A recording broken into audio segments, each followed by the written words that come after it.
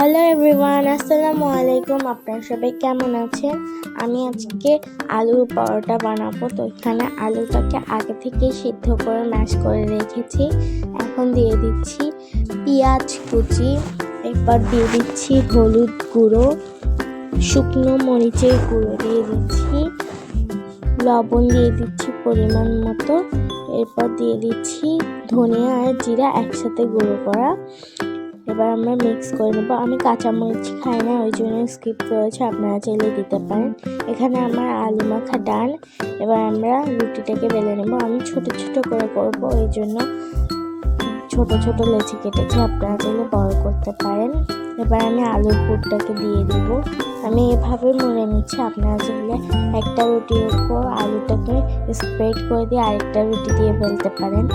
তো এখানে আমি মুড়ে নিয়েছি। এবার আমরা বেলে নিব এটাকে, এবার ভেজে নিব। ভেজে নিলে আমার ডান হয়ে যাবে আলু পরোটা। এখানে আমার আলু পরোটা হয়ে গেছে। That's it for today. Tata.